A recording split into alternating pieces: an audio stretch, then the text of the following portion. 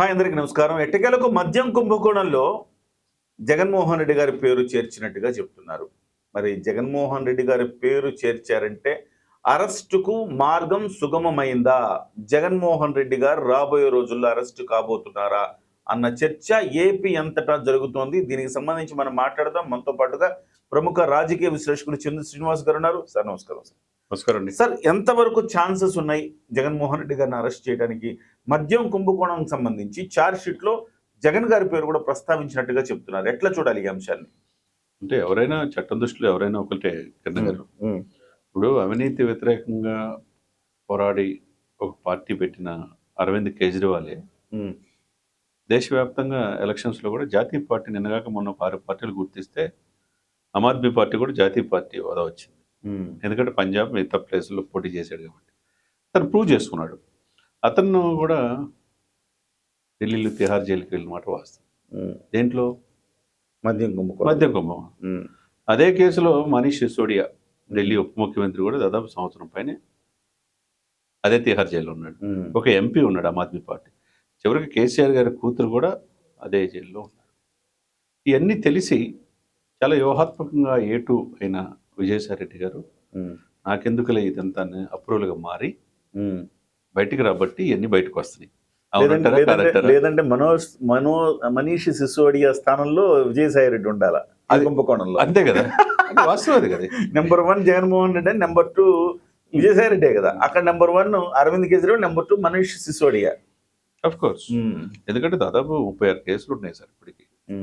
ప్రజలు ఆయన్ని కేసులు అనేది చూడకుండా ప్రజలు వైఎస్ రాజశేఖర రెడ్డి గారి తనయుడిగా ఒకసారి మంచి పరిపాలన అందిస్తారని ఆయనకి గెలిపించారు. సంవత్సరం పైన జీవితం గడిపిన 36 కేసులున్న ప్రజలు గెలిపించారంటే ఆంధ్రప్రదేశ్ ప్రజలు చూడండి. అదే సమయంలో అదే ప్రజలు గెలిపించి 150 సీట్లు ఇచ్చిన వాళ్ళు కూడా 11 సీట్లకి అదే ప్రజలు పరిమితం చేశారు. అంటే అది చేస్తారు, ఇది చేస్తారు. అల్టిమేట్గా ఎవరు తెలివిగలంటారు? ఓటరు, ప్రజలే.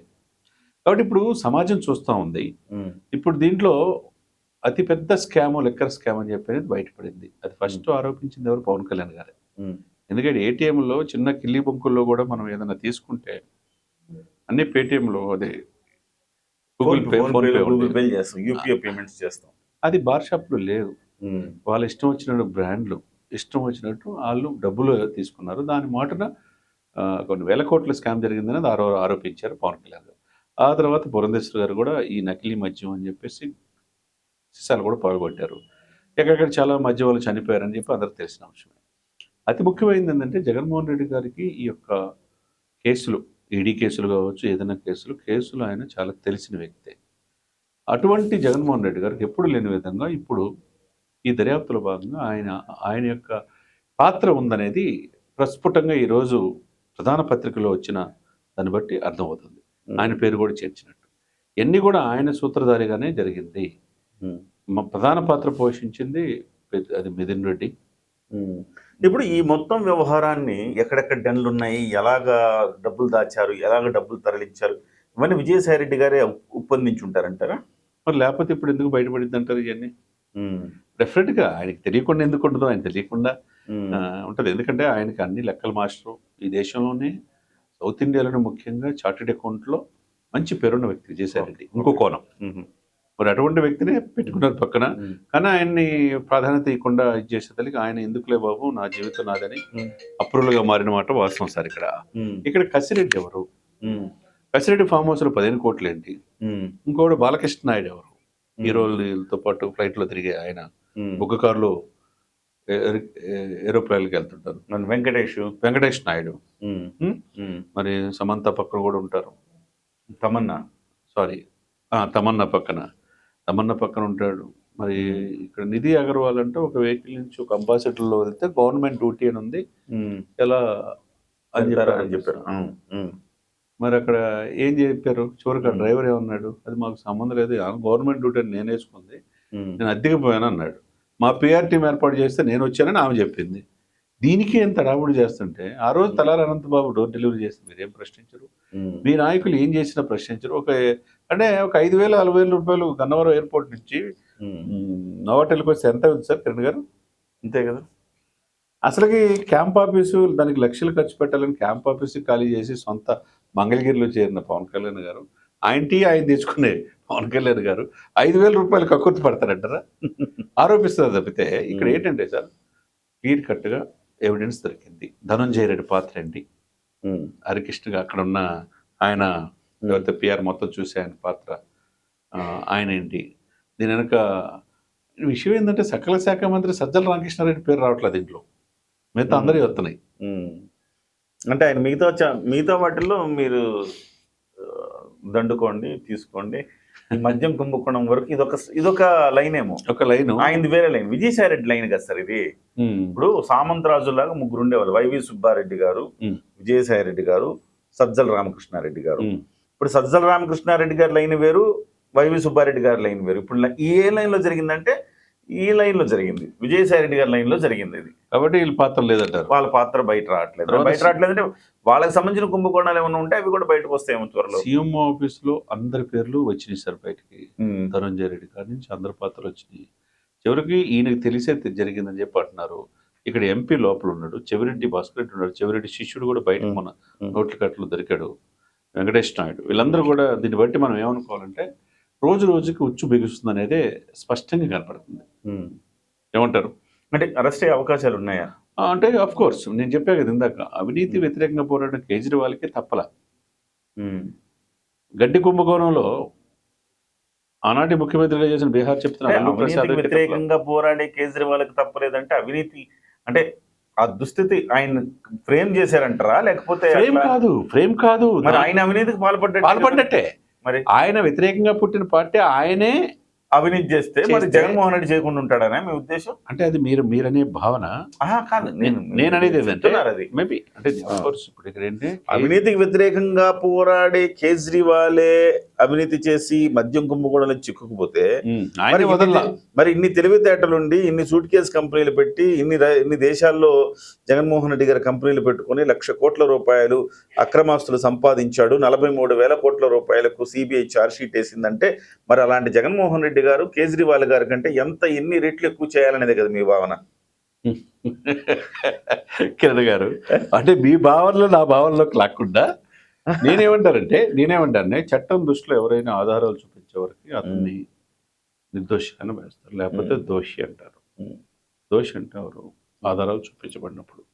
ఇప్పుడు ఇన్ని సంవత్సరాల నుంచి కూడా 33 కేసులు ఆయన బెయిల్ మీద నిందితుడు నిరూపించబడేంత వరకు నిందితుడు, నిరూపించిన తర్వాత దోషి అంతే. ఇప్పుడు 10 years నుంచి బెయిల్ మీద ఉన్నాడంటే ఆయన తెలివితేటల ప్రకారం ఆయన ఉంటున్నాడు. చట్టాల్లో ఉన్న లూప్ లైన్స్ కావచ్చు ఆసరాగా తీసుకొని స్టిల్ బెయిల్ మీద కంటిన్యూ అవుతున్నాడు.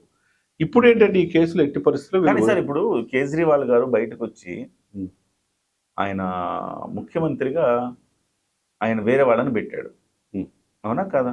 అరెస్ట్ అయ్యి బయటకు వచ్చిన తర్వాత ముఖ్యమంత్రికి వేరే వాళ్ళని పెట్టారు. కానీ జగన్మోహన్ రెడ్డి గారు బెయిల్ మీద కేజ్రీవాల్ గారు కూడా ఉన్నారు, కానీ ఇంకొక వ్యక్తిని ఆయన ముఖ్యమంత్రిగా పెట్టారు. నేను వద్దు, ఇక నా మీద కళంకం వచ్చింది కాబట్టి అని. కానీ జగన్మోహన్ రెడ్డి గారు జైలుకి వెళ్ళి వచ్చి బెయిల్ మీద 5 ఏళ్ళు పరిపాలన చేశాడు. ఎట్లాంటి పరిణామం సార్ ఇది? అంటే ఇక్కడ ప్రజలు అల్టిమేట్గా ఎవరెన్ని చేశారనేది కాదు, ప్రజలకు ఏం కావాలి ఏమి ఇస్తున్నారు అనేది చూస్తారు సార్ అల్టిమేట్ గా. ఇప్పుడు ఏంటంటే ప్రజల్లోనే లోపం ఉందంటారా? ప్రజల్లో లోపం ఉంటుంది డెఫినెట్ గా. ఇప్పుడు నువ్వు ఎటువంటి వ్యక్తిని ఎంచుకున్నావు అనేది ప్రజలని. మరి అత్యంత తెలివైన వాళ్ళు ప్రజలు అన్నారు మొదట్లో మీరు. అంటే దీన్ని అత్యంత తెలివైన వాళ్ళు ప్రజలని అల్టిమేట్ గా నిర్ణయించేది వాళ్ళు. వాళ్ళే ఈ నిలబెట్టారు. నేను అన్నాను ఇందాక, స్వర్గీయ రాజశేఖర రెడ్డి గారి కుమారుడుగా ఒక్కసారి చూడండి అంటే ఆయన వెనకెక్కున్న కేసులు చూడలా, ఆయన వెనకున్న జైలు జీవితం చూడలా, ఇవన్నీ చూడకుండానే ఆయన మా కోసం ఏదో చేస్తాడని చేశారు. మరి సంక్షేమాన్ని అభివృద్ధి మర్చేదలికి 151 సీట్ల నుంచి ఏం చేశారు, 11 సీట్లు పరిమితం చేశారు. ఇప్పుడు మీరు అన్నది ఏంటంటే స్ట్రైట్ పాయింట్ ఏంటంటే ఈ యొక్క ఎక్సైజ్ కేసులో అతను అరెస్ట్ అవుతాడా? అరెస్ట్ అవడానికి సంబంధించిన అన్ని మార్గాల్ని ఈ యొక్క కూటమి ప్రభుత్వం ఫ్రేమ్ చేస్తుంది, ఆ దిశగా ఫైల్ చేసి పుటప్ చేస్తుంది. కాబట్టి దీని నుంచి తప్పించుకునే అవకాశాలు చాలా తక్కువగా కనపడుతున్నాయి. ఇప్పుడు మీరు ఈ సినిమా చూసారా, రేసుగుర్రం సినిమా? చూసాను. రేసుగుర్రంలో అల్లు అర్జున్ని చెట్టుకు కట్టేస్తారు. కట్టేసిన తర్వాత అల్లు అర్జున్ ఒక మాట అంటాడు, నన్ను వెంటనే చంపేసేయి లేదంటే నా చేతిలో చచ్చిపోతావు అంటాడు, అవునా కదా? సో అంటే ఒకవేళ ఇన్ కేస్ అల్లు అర్జున్ తప్పించుకుంటే ఇక వీడు ఖతం అవుతాడనే కదా అర్థం. అట్లానే ఇప్పుడు జగన్మోహన్ రెడ్డి గారిని ఫ్రేమ్ చేసేటప్పుడు కూడా తెలుగుదేశం పార్టీ కానీ జనసేన పార్టీ కానీ ఈ ఆలోచిస్తే, ఒకవేళ జగన్మోహన్ రెడ్డి గారిని సరిగ్గా ఫ్రేమ్ చేయకపోతే, జగన్మోహన్ రెడ్డి గారే బయటకు వస్తే మళ్ళీ కూటమి గల్లంత ఇద్దన్న ఒక భావన వీళ్ళకి అంటే నా ఉద్దేశం ఆ జాగ్రత్త వీళ్ళకి ఉంటుందా అని. ఉంటుంది, ఉండాలి. ఆ క్లారిటీ ఉండకపోతే ఎట్లా? ఇప్పుడు ఏంటంటే, ఇప్పుడు చంద్రబాబు నాయుడు గారిని 53 రోజులు స్కిల్ డెవలప్మెంట్ కేసులో అరెస్ట్ చేసిన మాట వాస్తవం. ఆ తర్వాత అదేమి లేదు, కావాలని చేశారని వీళ్ళు అంటున్నారు. చివరికి ఇప్పుడు ఈ కూటమి ఆయన జగన్మోహన్ రెడ్డి గారు పోయి వాళ్ళు వచ్చారు. వచ్చేదానికి ఎట్టి పరిస్థితుల్లో ఎంత వేధించారో, ఎంత ఇబ్బంది పెట్టారో, ఎంత అనేది రెడ్ బుక్ లో రాజ్యాంగంలో రాసి ఉంది. ఆ రెడ్ బుక్ లో ఎవరైనా ఉపేక్షించే పరిస్థితి లేదని చెప్పి ఆయన అంటున్నాడు. ఆ కాలక్రమేణా వరుస పెట్టుకోవటం కూడా జరుగుతున్నాయి. ఇప్పుడు చివరికి ఆయన చుట్టూ ఉన్న లేయర్స్ అన్ని కూడా ప్రధానమైన మొత్తం లోపల ఉన్నారు. ఇప్పుడు ఈయనొక్కడో మీదకి వచ్చింది ఇప్పుడు ఫైనల్ గా. కాబట్టి దానికి సంబంధించిన అన్ని కూడా ఫ్రేమ్ చేస్తున్నారు.